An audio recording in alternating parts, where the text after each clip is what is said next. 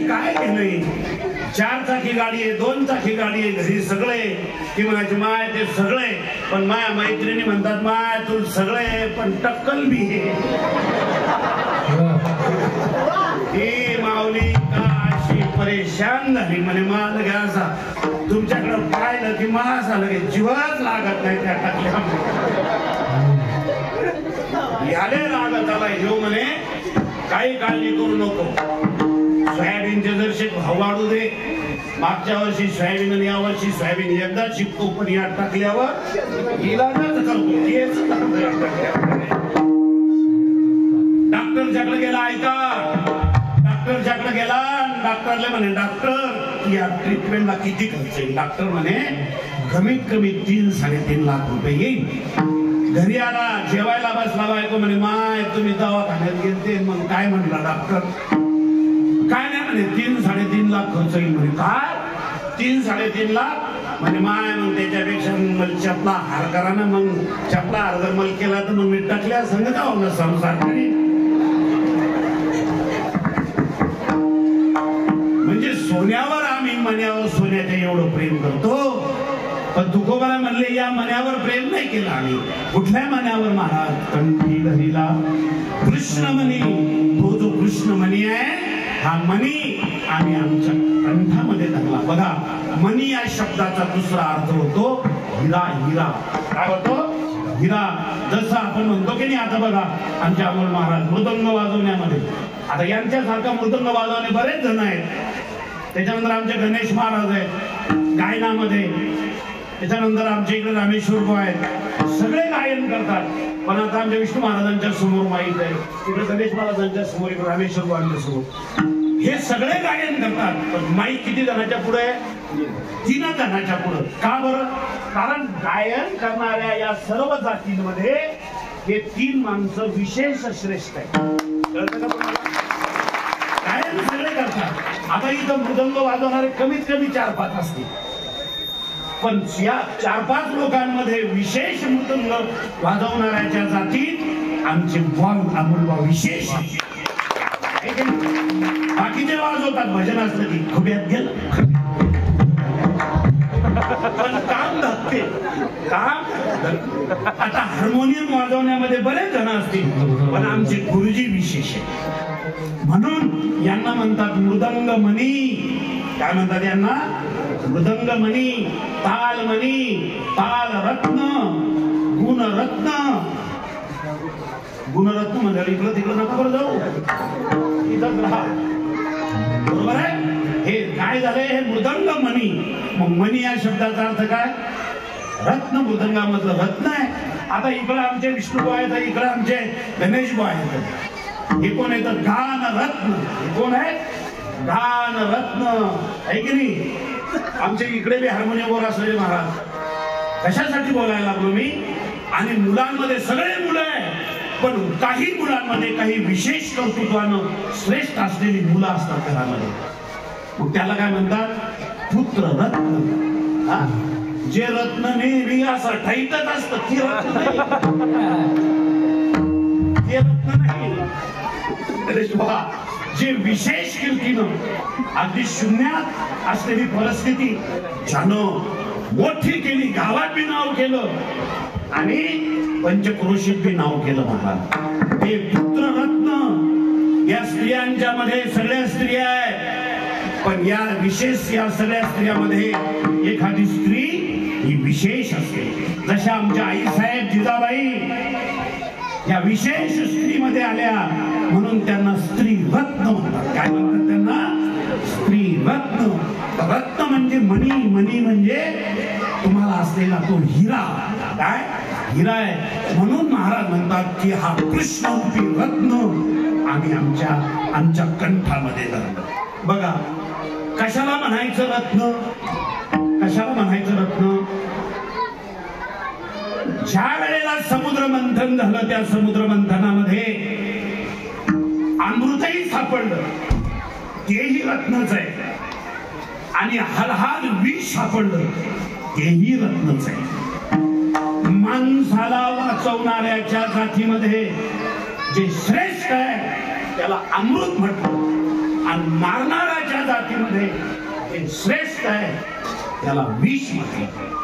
आणि एवढंच नाही तर ऐरावता सारखं रत्न सुद्धा मला सांगलं. ऐरावत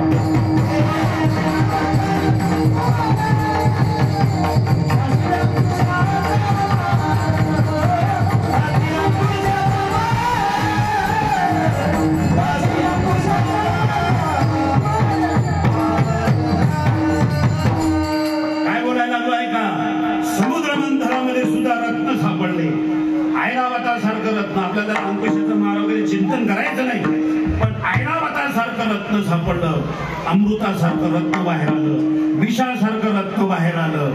म्हणून संत एक देवाला, एक नामाला आणि एक संतालाच रत्न म्हणतात, बाकीच्याला रत्न म्हणत नाही. नामा म्हणे आम्ही पायरीचे चिरे, संत पाय हिरे वरी देती. संतांना हिरे म्हटलं, रत्न म्हटलं, देवाला सुद्धा हिरे म्हटलेलं आहे. चला असो, मी कशासाठी बोलायला लागलो. तुकोबाराय म्हणले की आम्ही हे कृष्ण नामाचं, हा मनी भगवान कृष्णाचं नाव आम्ही कंठामध्ये धरलं आणि आम्हाला काय फल प्राप्त झालं. अवघ्या जगामध्ये आम्हाला प्रकाश, आनंद रूपी प्रकाश आमच्या जीवनामध्ये आनंद प्रकाशला, आम्हाला ते ज्ञान प्रगट झालं आणि आम्हाला प्राप्त झालेलं ज्ञान काल्याच्या रूपानं आम्ही या विश्वाला वाटतो. काला वाटू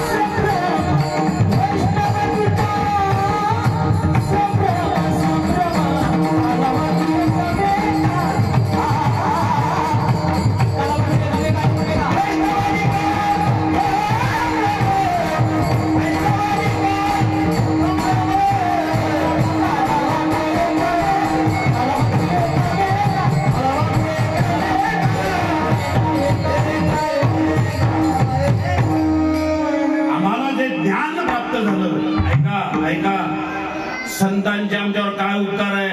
कलियुगा माझी करावे कीर्तन ते दे नारायण देईल भेटी. कलियुगामध्ये श्रेष्ठ साधन सांगितलं नाम. फक्त आपल्या या दिलेल्या पुत्रानं नाम घ्यायचं, बाकी काही करायचं नाही, काही करायचं नाही. यज्ञ करायचं नाही, याग करायचं नाही, योग करायचं नाही, कुठं तीर्थाला तर फळत जायचं नाही, काही करायचं नाही. मोठी माहिती फक्त इथाली इथाली इथाली इथाली इथाली, बाकी काही करायचं नाही. महाराज म्हटले त्याचं फल काय. महाराज म्हटले अवघा जनी प्रकाश. या संपूर्ण जगामध्ये आम्हाला सगळा प्रकाश दिसायला लागला. महाराज प्रकाश तर आम्हालाही दिसतोय, हे काही सगळा प्रकाश दिसतोय, पण तुम्हाला आम्हाला दिसणारा प्रकाश वेगळा. आणि तुकोबाराय म्हणतात आम्हाला जो प्रकाश दिसला तो प्रकाश वेगळा. मावल्या हो, समजा तुम्ही घरात स्वयंपाक करायला लागले, भाकरी करायला लागल्या, भाकरी, तुमचं लेकरू घरात खेळायला लागलं, तुमचं लक्ष नाही लेकराकडं बरं का. स्वयंपाक करता करता अशा गुम झाल्या, तुम्ही स्वयंपाक करता करता अशा गुम झाल्या. तुम्ही भाजीत 3दा मीठ टाकलं, ध्यानच नाही तुम्हाला, इतक्या गुम झाल्या. आणि काय झालं, एकदम 10 मिनिटानं गल्लीवर लेकरायचा रगडायचा आवाज आला, लेकरू रडायला लागलं. लेकरू रडायला लागलं म्हणल्यावर माय माऊलीचं लक्ष असलं हातात तिच्या भाकरच पडली. जशी भाकर हातात टाकली तिनं अनाशी पळतच दारापर्यंत गेली. ऐका ऐका, पळतच दारापर्यंत गेली आणि दारात गेल्यावर कशी म्हणते माहितीये काय, माय माय काळजात काय धस्कन झालं. काय झालं? अरे बाबा मला वाटलं मग पोरग पडलं घालून. पोरग तर पडलं ना. नाही म्हणे आमच्या लाईनीच आहे. काय म्हणे आमच्या लाईनीच आहे. मग लाईनीच येत ते तो नाही का कशाचं म्हणे. त्या दिवशी माझ्या नवऱ्यानं नुसती दवाखान्यात जायचं माझ्या पोराला घेऊन, तर माझ्या नवऱ्यानं नुसती फटफटी मागितली. तर अशी दारात उभं राहून अशी म्हणल्या मी अशी टपटपतो. तर लगे आमच्या लाईन्यानं तिचंच ऐकलं. आम्हाला दवाखान्यात जायला फटफटी दिली नाही. मी बिलाय बहादरी त्या दिवशी नवऱ्याने 40 पोते सोयाबीन छोट्या हत्तीत टाकायला लावली आणि चिखलीच्या बाजाराला नेली आणि तिकून नवीन फटफटी आणली. मी बी बहादरीनच म्हणलं हा त्या दिवशी म्हणलं वरुडच्या पुढं तुम्ही मोटरसायकल लोटू लागल्या तुमची गाडी का म्हणे. हो ना बापा नवी गाडी घेऊन गेलो म्हणे माहेराला आणि घरून निघताना अशी आयटीत गेली म्हणे. मी नवऱ्यान फटफटी काढली म्हणे. अशी बसली म्हणे. मी काय सांगू तुम्हाला म्हणे. अशी अशी आमच्या लाईनीची अशी चांगली जळाव म्हणून. नवरा पुढं बसला आणि मी मागून बसली म्हणजे अशी अशी बसली अशी असाच वागला त्याचा खाता. आणि अशी आयटीत गेलो म्हणे आम्ही. तिकून गेलो जेवण केलं चांगली सोल्याची भाजी खाल्ली आणि रस्त्यानं आलो वरुडच्या पुढे आलो झाले ना फटफटी पंक्चर. डग डग डग डग म्हणलं होणार नाही तर काय. 1.5 क्विंटल कंपनीने सांगितलं नाही ते आता तू एकटीच 2.5 क्विंटल.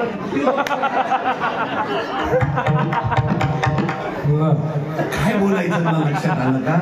अरे लेकरू पडलं हो. लेकरू पडलं नाही का. पडलं महाराज लेकरू. पण कोणाचं पडलं लाईनीचं पडलं म्हणून हिला दुःख झालं नाही. याला प्रकाश म्हणत नाही.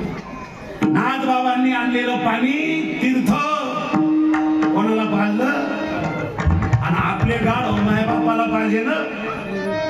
हे आपले गाढव त्यानं ओरिजिनल गाढवाला पाजलं आणि आपले गाढव आपले ओरिजिनल गाढव माय बापाला पाहिजे ना.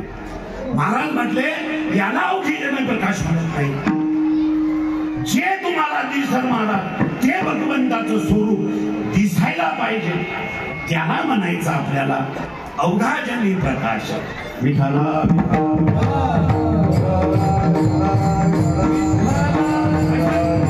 बोलतोय ऐकलं का. मी याच्याबद्दल बोलतोय. दिसतानी मला अमोल महाराज दिसतात. हे मला मला माझे मित्र अमोल महाराज दिसतात. पण यायचा भाषा आला की ते यायला म्हणते मामा. काय म्हणते मामा. अमोल महाराजाचीच बहीण आली की म्हणते दादा. माणूस केवळ मित्र आला अमोल दादा, भाषा आला मामा, बहीण आली दादा, गावातला द्यायचा लंगोटी मित्र आला आणल्या. बरोबर आहे. माणूस एकच. माणूस एकच. तेवढ्यात कीर्तनाचा फोन आला तारखेचा. अमोल माऊली माणूस एकच पण प्रकृती भिन्न भिन्न. तसाच आहे. व्यक्ती एकच आहे आणि तो परब्रह्म स्वरूप परब्रह्म रूप आहे. फक्त आम्हाला ती दृष्टी नाही आणि ती दृष्टी आम्हाला प्राप्त व्हावी याच्यासाठी आयुष्यभर प्रपंच परमार्थाचा विठाला.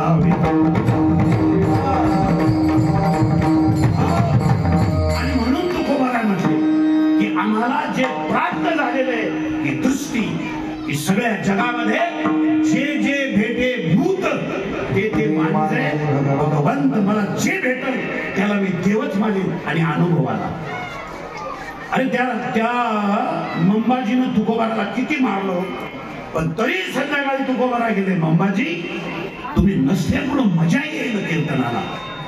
रात्री बोललो मी या विषयावर. याचा अर्थ काय होतो की त्यांना मंबाजीमध्ये सुद्धा मंबाजीला काय दिसते तो विषय मंबाजीच्या दृष्टीचा आहे, तो त्याच्या वृत्तीचा दोष आहे.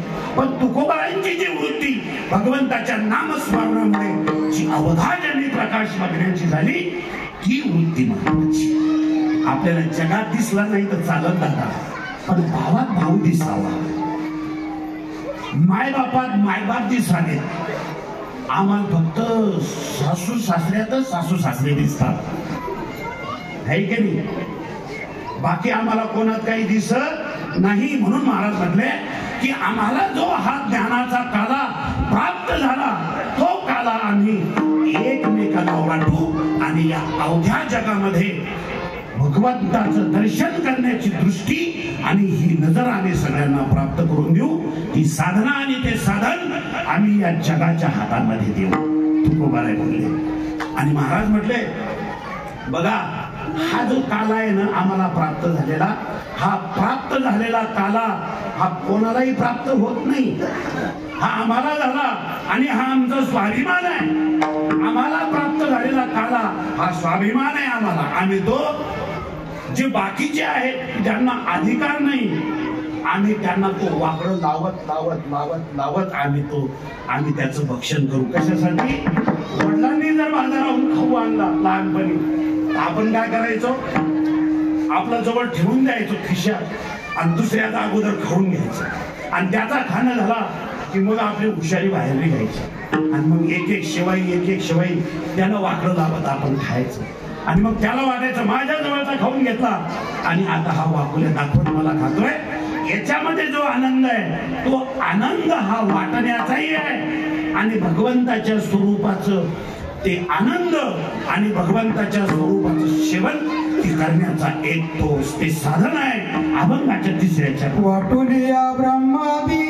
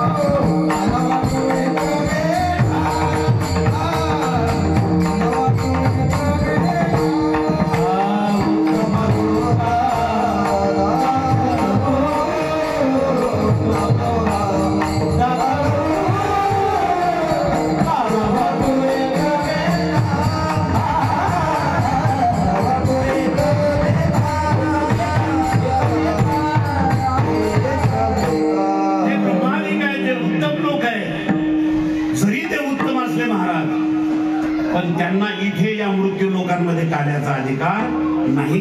महाराज म्हटले का हो हा काला कुठे आहे, वैकुंठामध्ये आहे का? महाराज म्हटले नाही ना, वैकुंठी तो ऐसे नाही काही काल्याचे. हे वैकुंठामध्ये नाही आणि ते वैकुंठातले लोक बघा जिथं जे नसतं ना ते मिळवण्यासाठी माणसं जास्त तरफड, जे आपल्या जवळ नाही ते मिळवण्यासाठी जास्त तरफड. हा संसारातला एक नियम आहे. आपला बी आहे तोही देवाधिकांचा सुद्धा होता. आता वैकुंठामध्ये काला नसल्यामुळं काला हा प्रसाद आहे, काला हा प्रसाद आहे आणि तो अधिकार त्या वैकुंठातल्या लोकाला नाही. तो तुमच्या आमच्या या नरदेहामध्ये या मृत्यू लोकांमध्ये त्या काल्याचा अधिकार आपल्याला आहे. बाकी दुसरीकडे तो काला नाही असला तर मुळात तो तिथे नाहीच, तो इथेच आहे. तो कामाने काला वैकुंठी दुर्लभ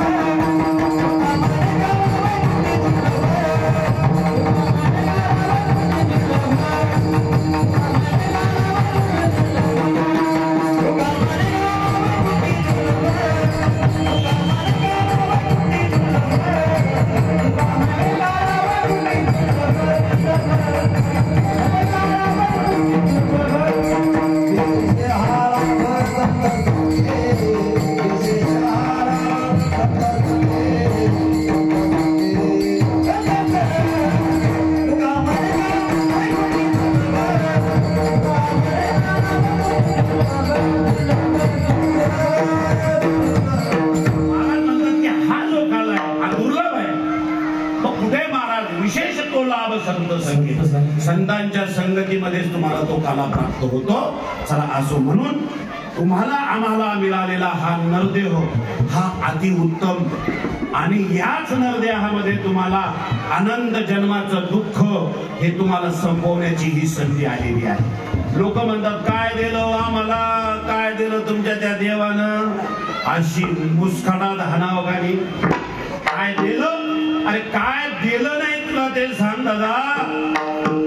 अरे ज्याला डोळे नाही त्याला डोळ्याची किंमत विचार, ज्याला हात नाही त्याला हाताची किंमत विचार, ज्याला पाय नाही त्याला पायाची किंमत विचार रे बाबा.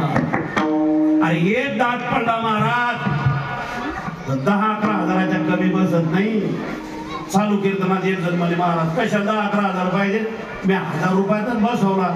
म्हणलं कुठं, म्हणे ते बाजारात नसते का ते त्या कपड्यावर टाकलेले जात, मी तुला कुत्र्याचा बसवला म्हणून तू असा फोनवर बी हो.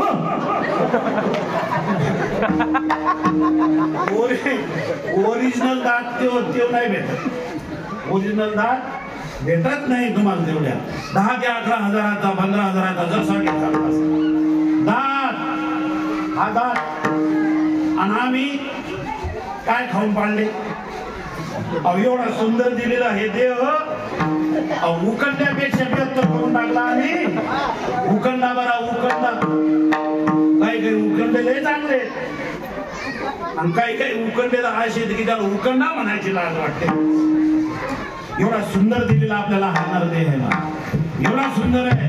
महाराज म्हणतात की हात दे रे, पाय दे रे, नाक दे रे, कान दे रे, डोळे दिले इंद्रिय हात पाय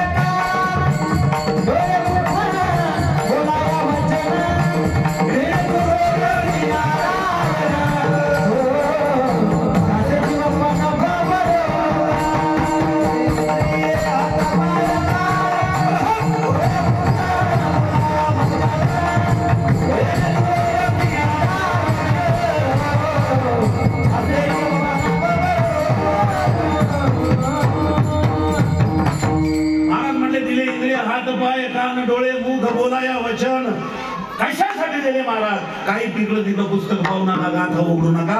तिथंच उत्तर तुकोबारायांनी दिलं, जेणे तू जोडशी नारायण. ते नारायण देवाला प्राप्त करण्यासाठी हात आहे, टाळी वाजवा हाते, याच्यासाठी देवाचे देवासाठी टाळ्या वाजवा. ओठ हात का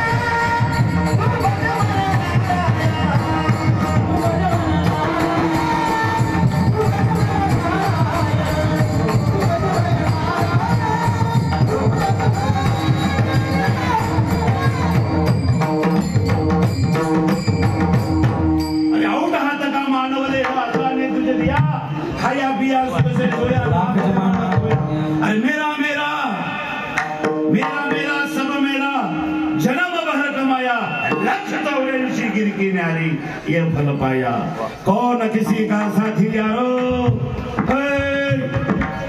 कपड्या भांड्या अरे दोस्त पुस्तक कोण नाही, काय नाही, ते फक्त जवळ घाय तवरच पडलं की ते उचलून बी आणत नाही. ते बाप काय म्हणल,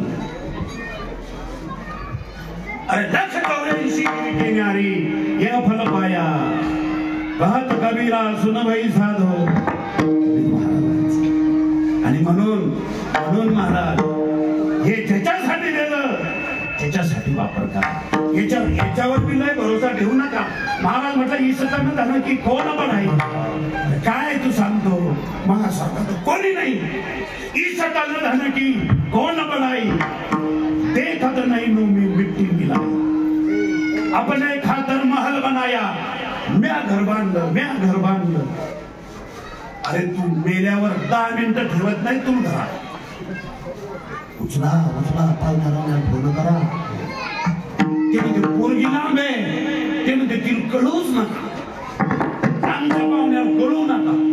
असं ऐकलं का? हे खांद्याच्या बापानं लई मोठी इस्टेट कमावली म्हणून म्हातारा घरात जाळला. म्हातारा घरात, अहो घरात नाही जाळला म्हातारा, ट्रॅक्टरचं टायर घालून जाळला रातच्या 12 वाजता. इस अचानक घर की कौन बढ़ाई, देखत नैनों में मिट्टी मिलाई, अपने खातर महल बनाया खुद जाकर, आपला मुक्काम जंगल सोया. अरे हाड जले जैसी, हे हडकत ना हडक सुलीत घालेल लाकूड व्हायला का? हा चांगलं कणकण वाळे राहतं कसं जळतं, धन धन धन धन. हाड जले जैसी लकड़ी की मुली, लय तेल लावलं रे आवला तेल केसाला. बाबा 4-4 हजाराचं ब्युटी पार्लर.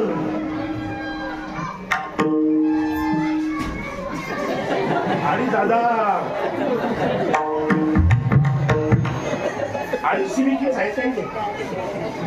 पण आली दादा 16,500. हे गणितच वेगळं आहे. पण ऐका महाराज बोले हाड जले जैसी, हे अडक लकडी की बोली, ज्या केसाला एवढा जीव लावला. अरे बाल जले जले जैसी, घास की बोली. गवताची पेंडी आधी जळताना पाहिली का? उन्हाळ्यात आपण फणकट येत जाऊ, फणकट आणि त्याला गवत लावू. बाल जले जैसी घास की फूली, कहत कबीरा सुन मेरे गुनिया, अरे लाख हुए नहीं मिले रे, पीछे डूब गई दुनिया.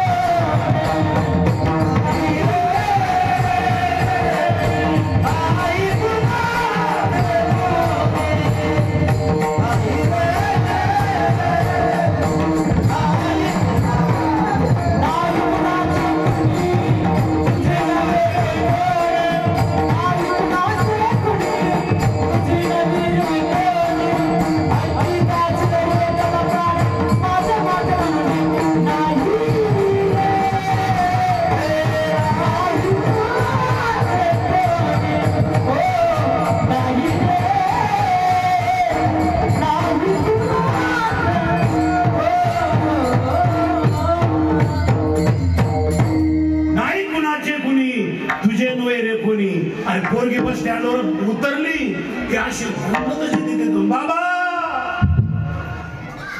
आली पाहिजे. म्हातारा बाजावर पडेल, चौकून माशा लागेल म्हाताऱ्याला. म्हातारी आपली माशा आणून दमेल. बिस्किट खायला म्हाताऱ्यानं माशा लागेल असतात. पोरी म्हणते मा तुला काय समजत नाही का? बाबाच्या तोंडाला माशा लागल्या. म्हातारी म्हणते मग अन्न घडीभर पाहिजे. 5 मिनिटं पोरगी बसते की कुठलीच नवऱ्याचा फोन आला की काय म्हणतात, निघली का वापस? आणि मग म्हातारा म्हणते बाई थांबणं 4 दिवस. पोरगी म्हणते नाही बाबा मग जमत, मग सोयाबीन बाहेर वाळू घालेले, काही नाही महाराज.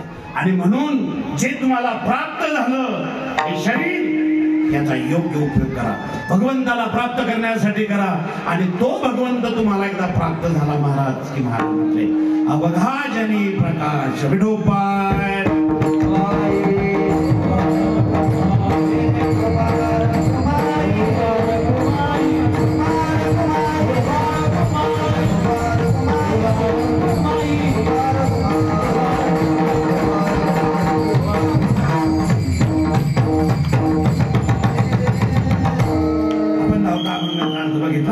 काला आहे आणि काल्यामुळे देवाच्या थोड्याशा लीला आपल्याला असल्या पाहिजे, भगवंताच्या लीला.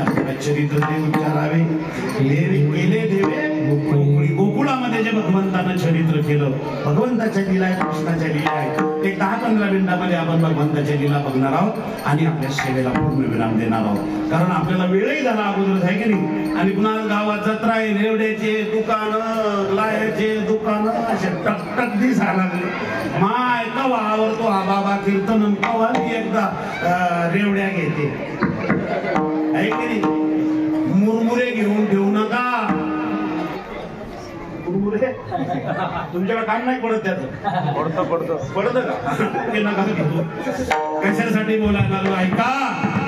भगवंतानं जे गोकुळामध्ये चरित्र केलं महाराज, त्या चरित्राचा विचार आला पाहिजे. आपल्या सगळ्यांना माहित आहे वसुदेव देवकी कंसाच्या बहिणीचं देवकीचं लग्न आहे आणि मोठ्या थाटामध्ये कंसानं ते लग्न केलं महाराज. स्वतः कंस हा फार मोठा राजा आहे, बहिणीचं लग्न आहे आणि बहिणीचं लग्नाचं ते सारथ्य बसून तो करतोय. आनंदाचा क्षण आहे आणि काय महाराज आनंदाच्या क्षणामध्ये विजन पडलं. आकाशाची वाणी धनीन सांगितलं, हे कंस, अरे तुला मारणारा जो आहे तो या तुझ्या बहिणीच्या पोटी जन्माला येणार आहे. काय असं ऐकल्याबरोबर कंस आहे तो उठला, मेनाची तलवार काढली, खडगा काढला आणि चावून तो त्या देवकीवर धावला. पण वसुदेव आहे, समाजातली अशी माणसं असतात की ती माणसं योग्य मार्ग काढत असतात. वसुदेवासारखी वसुदेवाने सांगितलं, हे कंसा काय करतोय, काय करतो. हिच्या पोटी येणारा 8वा पुत्र माझा वध करणार आहे, मी हिलाच आता मारणार आणि हा विषय समजून टाकणार. वेळायच का.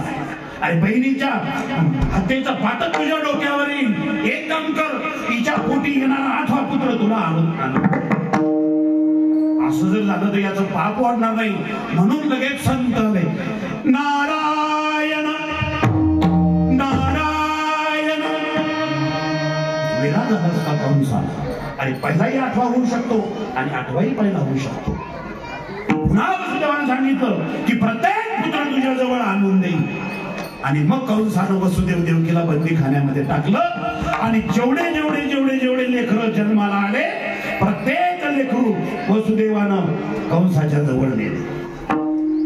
सगळे लेकरं मारले. 8वा पुत्र तुम्हाला माहित आहे, भगवान श्रीकृष्णाचा अवतार झाला आणि अवतार झाल्याबरोबर देव चतुर्भुज त्या ठिकाणी प्राप्त झाले. आणि मग आई साहेब म्हणायला लागल्या, देवकी आई साहेब, लपवा लपवा सोडा सोडा मिठी, लपवा लपवा जग जेठी, झणी कंसाशी कळेल माझ्या बाळाशी मारेल. अहो सोडा सोडा, त्या देवाला आलिंगन देणं सोडा आणि त्या देवाला लपवा. आणि मग देवानं सांगितलं की एक काम करा बाबा, मला उचला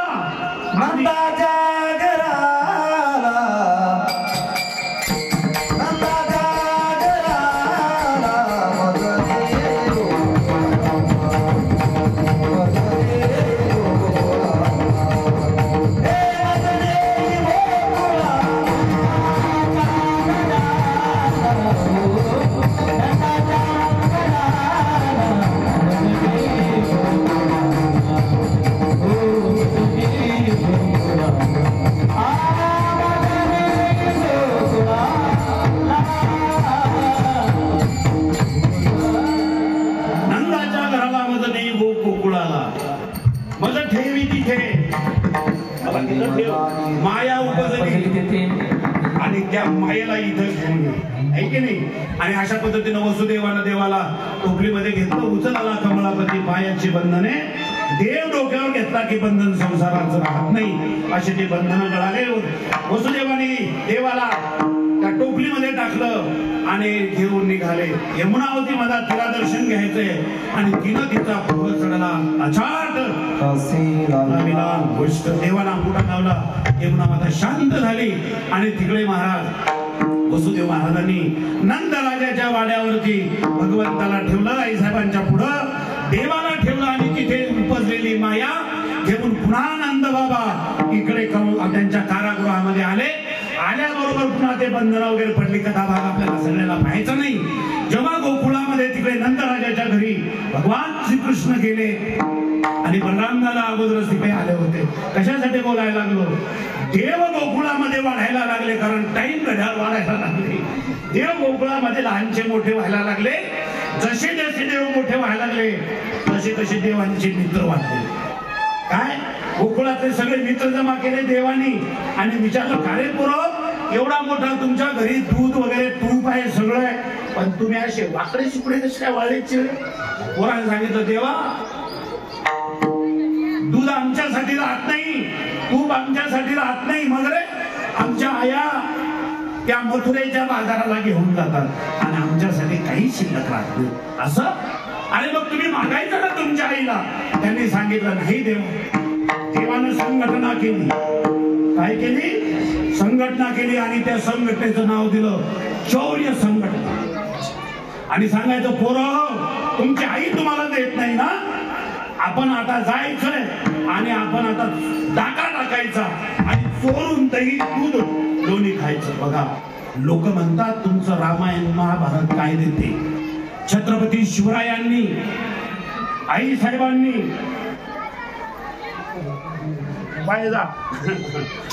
आई साहेबांनी छत्रपतींना रामायण महाभारत याच्यातल्या कथा सांगितल्या, महाभारतातल्या कथा सांगितल्या, रामाच्या कथा सांगितल्या, श्रीकृष्णाच्या कथा सांगितल्या.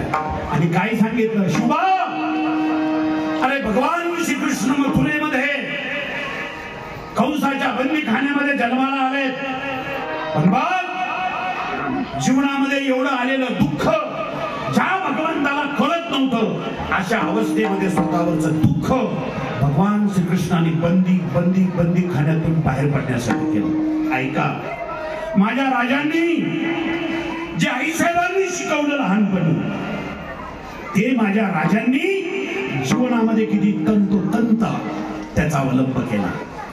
आग्र्याला ज्या वेळेला मिर्झा राजा जयसिंग आणि छत्रपती शिवरायांचा तह झाला, त्या तहामध्ये शिवराय औरंगजेबाच्या भेटीला कुठे?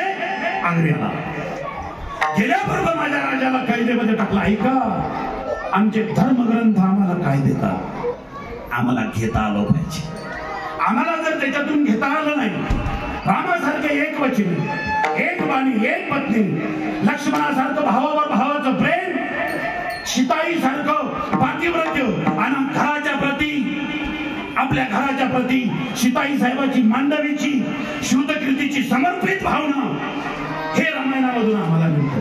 भाऊ कसा असावा भरतासारखा, भाऊ कसा असावा लक्ष्मणासारखा, भाऊ कसा असावा रामासारखा, हे आमचे धर्मग्रंथ आम्हाला देतात. छत्रपती शिवरायांनी हे तर श्रीकृष्णाचं बंदीखान्यात आपल्या जीवनामध्ये उतरवलं रसायन, आणि आग्र्याला औरंगजेबाच्या बंदीखान्यातून सुटण्यासाठी राजांनी आमच्या हात भारणा वापरला. विठाला विठाला त्याप्रमाणे भगवान श्रीकृष्ण बंदीखान्यातून बाहेर आले. त्याप्रमाणे छत्रपती शिवराय औरंगजेबाच्या आग्र्याहून त्यांची सुटका झाली. भगवान श्रीकृष्णानं जसे मित्र जमा केले आणि मित्र जमा करून दुष्ट कंस आणि त्या काळातले सर्व राक्षस यांचा नाश केला, तेच तंत्र 16व्या शतकामध्ये माझ्या राजांनी अवलंबलं. बोललो मी रात्री, अरे मित्र कसा असावा? जीवाला जीव देणारा मित्र असावा. मित्र कसा असावा? स्वतःचे प्राण संकटात टाकून मित्राला वाचवणारा असावा. माझ्या राजांनी असे मित्र तयार केले, गरीब घरचे पोरं, पण माझ्या राजाच्या संपर्कात आले, संगतीमध्ये आले राजा. बोललो मी रात्री, महान झाले महान. ऐका, हे स्वराज्य कसं निर्माण झालं? हे स्वराज्य हुतात्म्यांच्या रक्तांच्या वाहणाऱ्या पाटावर हे स्वराज्य निर्माण झालं. कशासाठी बोलतो? ऐका, सिद्धी जोहरनी पन्हाळ्याला वेढा दिला. अरे मित्र कसा असावा? सिद्धी जोहरनी पन्हाळ्याला वेढा दिला, राजे पन्हाळ्यावर अडकले. पावसाळ्याचे दिवस आहे, कसं बाहेर पडावं? प्रतापराव गुजर प्रयत्न करताय पण प्रयत्नाला यश येत नाही. शेवटी आई साहेबांनी घोड्यावरती मांड घेतली आणि सांगितलं, तुमच्याकडून नाही होत, मी जाणार आणि राजाला सोडवणार. उतारावांनी सांगितलं आई साहेब फक्त एक संधी द्या, राजेगडावर आहे. बघा मित्र जीवनामध्ये कसा असावा. तरुण मुलं येत आहेत, माझे मित्र आहेत, राजेगडावर आहे, बाहेर पडायचंय. दडावरची सगळी खाय प्यायची सामुग्री संपत आहे, वेळा दिला होत नाही सिद्धी जोहरचा. बाहेर कसं पडायचंय? माझा राजा आहे, मनगटात ताकद आहे, बुद्धीचा बळ आहे, चातुर्य आहे, धाडस आहे, हे गुण आहे. राजाने ठरवलं, विचार केला, हुबेहूब छत्रपती सारखा दिसणारा शिवा काशी, राजांच्या सारखा दिसणारा हुबेहूब शिवा काशी, नावी समाजाचा, नावी समाजाचा. जातीला काय करतात? अरे चांगल्या चांगल्या जातीची बुचणं फोडायला लागली, स्टेडी कुंडाळू चांगल्या जातीची. जातीला काय करतात? शिवा काशी, नावी समाजाचा. राजांनी विचारलं शिवाला, शिवा गडावरनं बाहेर जायचंय? हो राजा. तुला शिवा व्हायला आवडेल? हो राजा. का नाही आवडणार? मग शिवा उद्या तुला शिवा राजा भोसलं व्हायचंय, होईल की राज? माहित आहे तुला शिवा काय राज? अरे तुला सिद्धीला भेटायला जायचंय, माहित आहे राज? एका वाटेनं माझी पालखी जाणार आणि एका वाटेनं तुझी पालखी जाणार. मी निरोप पाठवलाय सिद्धी जोहरला, शिवाजी राजा भोसला हा स्वतः येऊन त्या ठिकाणी समर्पण देणार आहे. हो राजे, तुला भेटायला जायचंय सिद्धीला, जाणार की राज? माहित आहे तुला काय राज? शिवा अरे तुझा जीव पण जाणार आहे, तुझे प्राण जाऊ शकतात.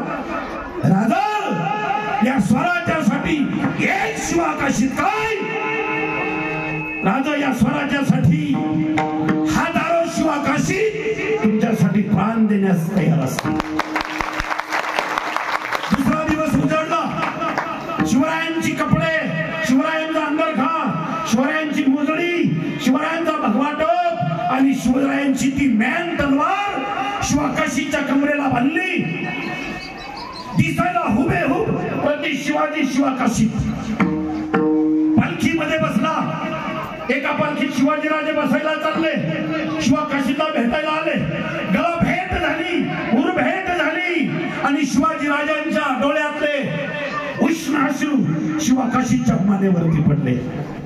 शिवाकाशी नंतर राजा लढायचं नाही, राजा या स्वराज्यासाठी लढायचं.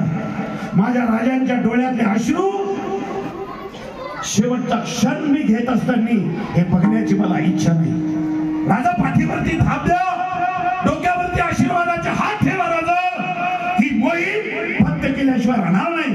राजांच्या डोळ्याला उष्ण अश्रू आले. एका पालखीमध्ये शिवाजीराजे भोसले, दुसऱ्या पालखीमध्ये शिवाकाशी. शिवाकाशीची पालखी घड उतरत आहे, राजांची पालखी घड उतरत आहे. शिवाकाशीची पालखी चालली सिद्धी जोहरला भेटण्यासाठी. पालखी गडाच्या पायथ्याशी आली. सिद्धी जोहरची माणसं धावत आली आणि शिवाजी पळून जातोय म्हणून त्यांनी शिवाकाशीला पकडलं. शिवाजी म्हणून पालखी पकडली. ज्या छावणीमध्ये सिद्धी जोहर बसला होता त्या छावणीमध्ये शिवाकाशीची पालखी नेली. ऐका, पालखी नेली. सिद्धी जोहर बसलेला होता, त्याच्या शेजारी फाजल खान. कोण हा फाजल खान? ज्या अफजल खानाच्या पोटातली आतडी राजांनी काढली त्या फाजल खानाचा पोरगा सिद्धी जोहरजवळ बसलेला आहे. त्याने माझ्या राजाला बघितलं होतं प्रतापगडाच्या पायथ्याशी. जेव्हा हा शिवाकाशी डेऱ्यामध्ये येतोय आणि त्याची माणसं सांगतात, सिद्धी मेरे आका शिवाजी राजा भोसले को हमने पकड़ लिया है. आणि राजा खाली ठेवतात पालखी. शिवाकाशी त्या तंबू मध्ये चालत येतोय. बाजूला बसलेला, सिद्धीच्या बाजूला बसलेला फाजल आहे. फाजल जेव्हा बघतोय शिवाकाशीच्याकडे आणि सिद्धीला म्हणतोय, फाजल खान सिद्धि ये शिवाजी राजा भोसले ये नहीं बोल सकता. शिवाजी राजा भोसले क्यों फाजल? नहीं हो सकता। वही तो मैं पूछ रहा हूं, क्यों क्यों? मैंने वो शिवाजी राजा भोसले इस आंखों से मैंने देखा है, मैंने देखा है उसकी आंखें, मैंने देखी है उसकी चाल, उसकी आंखों से अंगार बरसता है, वो चलता है तब ऐसा लगता है कि कोई शेर चल रहा है। सिद्धि, ये नहीं हो सकता, ये शिवाजी राजा भोसले नहीं हो सकता। उठला सिद्धी जो ज्ञानात असलेली तलवार बाहेर काढली, शिवाकाशीच्या मानेवर ठेवली आणि म्हणतोय सिद्धी, अच्छा बताओ तुम कौन हो? मैं शिवाजी राजा भोसले हूं, मैं शिवाजी राजा भोसले हूं। गजल, ये तो वही बोल रहा है। नहीं सिद्धि, यह शिवाजी राजा भोसले नहीं हो सकता। नहीं, गळ्यावर असलेली तलवार सपकन सिद्धी जोहरनं शिवाकाशीच्या मानेवर चालवली। बता तू कौन है? एक तलवारीचा वार सपकन, दुसऱ्या तलवारीचा वार सपकन, बता तू कौन है? हाँ,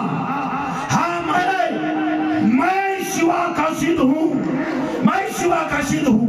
नहीं हूँ मैं शिवाजी राजा भोसले, मैं शिवाकाशीत हूँ। शेवटची तलवार चालली शिवाकाशीच्या मानेवर, एका बाजूला मान, एका बाजूला धड, तरी ते धड म्हणतोय, अरे शिवाजी राजा भोसल्याचा हा मावळा आहे, हा शिवाकाशी शिवाजी राजा भोसल्याचा मावळा आहे, हा पाठीवर पालथा पडणार नाही।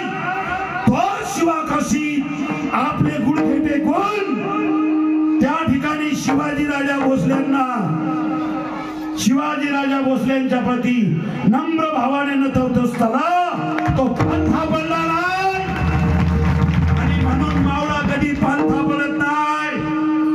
हे शिवाजी राजांसाठी समर्पित भावानं मावळ्यांनी आणि मित्रांनी तेच मित्र कसे बनवायचे हे श्रीकृष्ण जन्मातून माझ्या राजांनी शिकलं।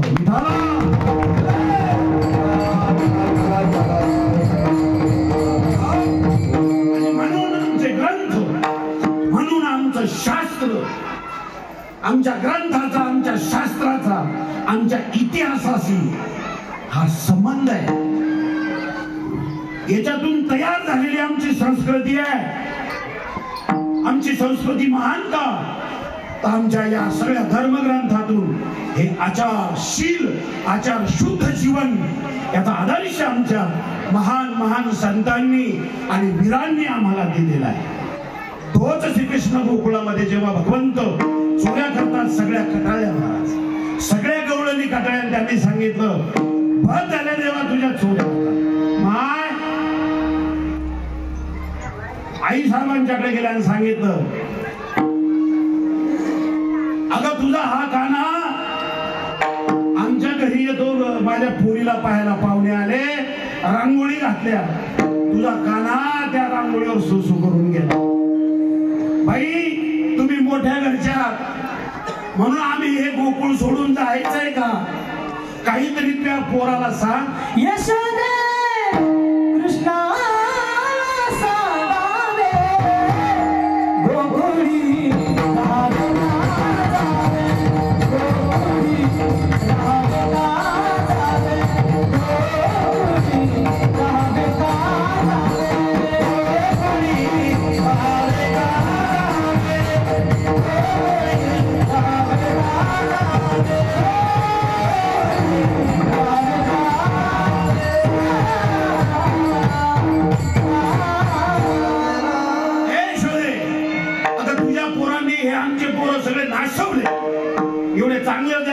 चोऱ्या करायला लागले, चोऱ्या। बाई तुम्ही मोठ्या घरच्या, तुमच्या पोरानं काही केलं तर चालेल, पण आमच्या पोरानं काही केलेलं चालणार नाही। बाई तो पोरग घरी आलं त्या दिवशी आणि त्यानं माझ्या सुनाच्या दाढीची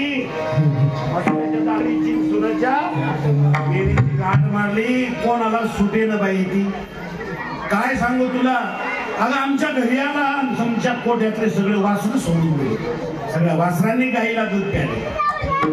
एवढंच नाही बाई, त्या दिवशी मी वाट्यावर अशी काठी घेऊन बसले. पाठीमागून गेला घराच्या, कधी दूध दही पिऊन गेला मला कळालं नाही. आई साहेब नाही, माझ्या बाळावर आळ घेऊ नका, तुम्ही 12 घरच्या 12 घे.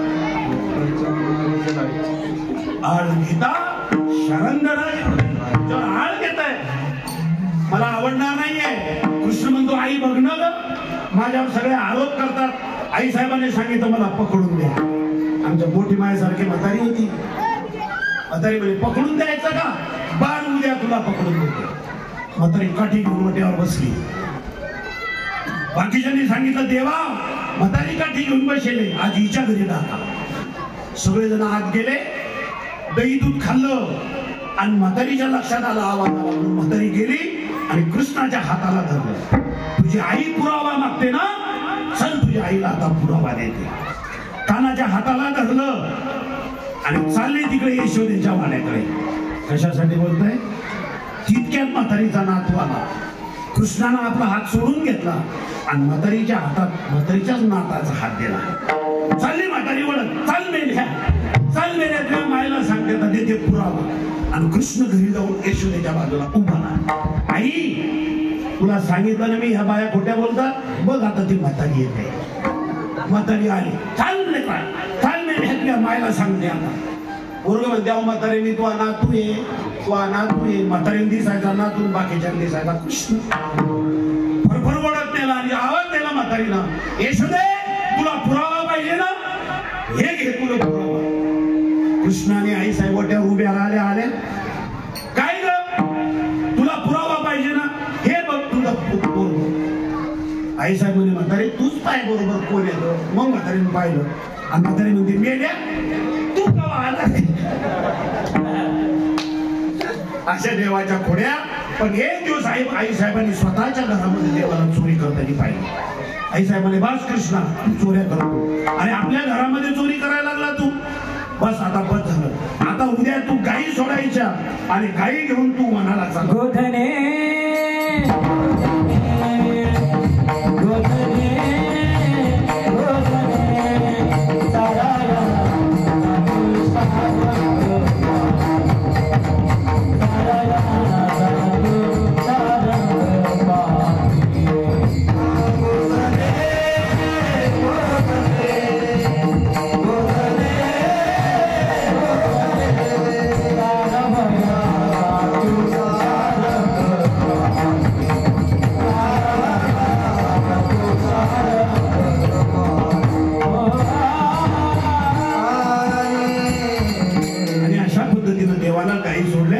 बाकीचे मग जे गोकुळातले जे गवळी होते, गोप होते, त्या गोपांनी सुद्धा त्यांच्या गाया सोडल्या.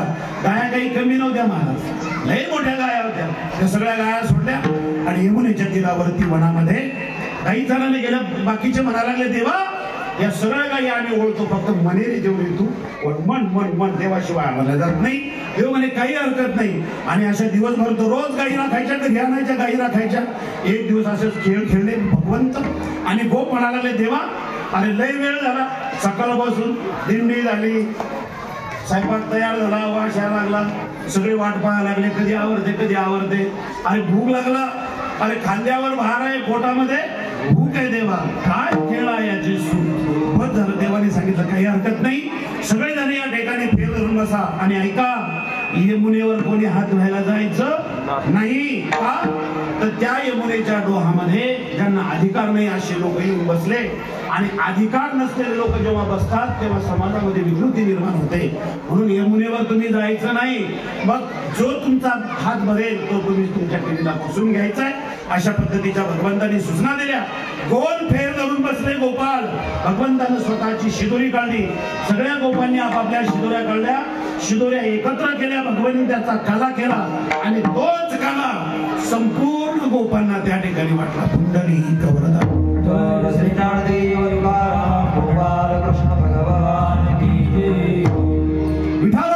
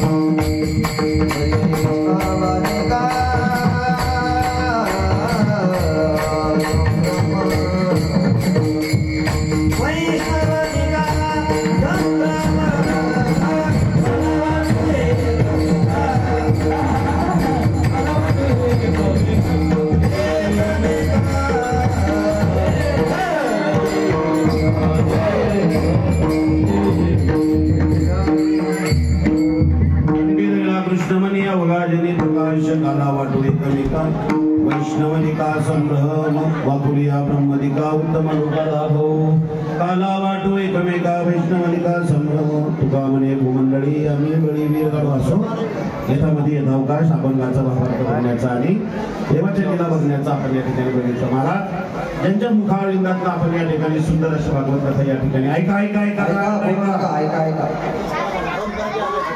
आपण ज्यांच्या मुखारविंदात या ठिकाणी भागवत कथेचं श्रवण केलं आणि या संपूर्ण मी कालपासून बघतो या कार्यक्रमाचं संपूर्ण नियोजन नियंत्रण आणि त्यांच्या मार्गदर्शनामधून होते महाराज असे आमचे दत्तात्रय बाबा अगदी खरोखर वारकरी व्यक्तिमत्व आहे आणि अशा महात्म्यांच्या मुखातून काहीतरी श्रवण व्हावं हे खरोखर तुम्ही अत्यंत भाग्यवान आहात कारण त्यांचं आयुष्य परमार्थामध्ये गेलं आणि परमार्थ एवढंच त्यांच्या जीवनामध्ये आहे काय त्यांना त्यांच्या जीवनामध्ये फळ भेटलं महाराज त्यांना आमच्या रामेश्वर बाबाच्या रूपाने त्यांना त्यांच्या जीवनामध्ये असा पुत्र झाला महाराज की बघा आणि बाप जे करल ते मुलगा करल असं नाही आता आम्ही कीर्तन गालो पण आमच्या नंतर नक्की कीर्तनकार नाही कारण दोन भिन्न भिन्न बाजू आहे आम्ही कीर्तनकार आणि आमचा मुलगा वकील नाही महाराज म्हणून महाराज काय बोलले माहितीये का अमृताची फळे अमृताची वेली अमृताची फळे अमृताची वेली अमृताची फळे आणि तेच पुढे चाले बीजांची रामेश्वर बाबाचाही स्वभाव महाराज मी कोणाची स्तुती करण्यासाठी येतो नाही पण स्वभाव असतो संप्रदायामध्ये काय स्वभाव असावा काय गुण असावे काय नीतिमूल्य असावे याची एक स्वतंत्र आचारसंहिता आहे लिखित नाही अलिखित आहे ती ज्यांना पाळली ते आकाशाने एवढे झाले आणि ज्यांनी ती पाळली नाही महाराज ते मातीत गेले म्हणून संप्रदाय ही आचारसंहिता आहे तिचं ज्यांनी पालन केलं केवढा तुका हे आणि सुंदर महाराजांनी मृदंग या ठिकाणी आपल्याला वाजवून आपलं मनोरंजन आणि जी भगवत धर्माची पताका खांद्यावर घेतल्याशिवाय मान दादा सुंदर मृदंग महाराज जसं कीर्तनकाराला पोषक पाहिजे तशी त्या ठिकाणी व्यवस्था त्यांच्याकडे आहे त्यानंतर आमचे जवळचे भारतचे मोठ्या विष्णू महाराज आहेत रात्री होते आजही आहेत त्यांचे सुद्धा खूप खूप धन्यवाद त्यानंतर आमचे गणेश महाराज मित्र आहेत आमच्याच परिसरात आहेत त्यांचे खूप खूप धन्यवाद रामेश्वर बॉय सगळ्यांचे धन्यवाद मानतो आमचे पीटी गुरुजी आहेत त्यांचे सुद्धा धन्यवाद आणि उत्कृष्ट जाऊन सिस्टीमसाठी एकदा टाळ्या एक नंबर पुढच्या वर्षी लगे तुमचे ते भोग्यावर सुंदर महाराज आणि अगोदरही त्यांचं युट्यूब चॅनल आपल्याच परिसरात आमचे गणेश महाराज आहेत त्यांचं ब्रह्मांड नायक हे युट्यूब चॅनल आहे हे बघा त्यांचं जे युट्यूब चॅनल आहे हे पोटाच्या व्यवस्थेसाठी नाही पोट भरावं म्हणून ते युट्यूब चॅनल नाही मी कालपासून बघतोय ते समाजामध्ये काहीतरी चांगलं पोहोचावं त्याच्यासाठी महाराज त्यांचं काही लोकांचे व्यवसाय, मला बरेच लोक म्हणतात तुम्हाला मास्तरकीचा पगार मिळालो हो, शेतीचे पैसे मिळालो हो, पोराचे नोकरीचे पैसे मिळालो हो, कीर्तनाचे पैसे मिळालो हो. लय झालंय म्हणलं मग तू घेऊन जाय. म्हणलं पण उद्या अगोदर हिंदा इकडं तिकडं म्हणा मला तर आमचं डोळ्यात यायला लागलं बघते. आम्ही एवढं जे करतो ते आमचं समाज कार्य, ते दिसत नाही तुम्हाला, समाजाला ते दिसत नसतं, पण हे समाज कार्य घडत असतं. तर असो मी कशासाठी बोलायला लागलो की आपल्या कर्तृत्वातून, आपल्या कर्मातून काहीतरी समाजाचं देणं आहे ते देणं व्हावं, याच्यासाठी महाराजांचं ब्रह्मांड नायक युट्यूब चालवणार आमचे गणेश मामा. आपण नक्की आपल्या परिसरात आहे त्यांना आपण सहकार्य करावं, ही तुमची जबाबदारी आहे. तुम्हीच त्यांना सहकार्य केलं पाहिजे. आपल्या परिसरातला माणूस कसा मोठा होईल याच्याकडे आपलं लक्ष असलं पाहिजे. असो सगळ्यांच्या प्रती अगदी नम्र भावाने या ठिकाणी लीन होतो. वरुडवरून आलेली मंडळी, आमची वारकरी मंडळी, त्यांचे सुद्धा धन्यवाद. मोठ्या भारतवरून आलेली मंडळी, मिसाळवाडीहून आलेली मंडळी, वानखेडेहून आलेली सगळी मंडळी, परिसरातील पंचक्रोशीतील सगळ्या मंडळींचे या ठिकाणी शतशः आभार व्यक्त करतो, धन्यवाद मानतो आणि शिवेला पूर्ण देतो. बोलिले गुरे वेडे वाकोरे गोरे वाहे रोचारे राधिकार में पुराना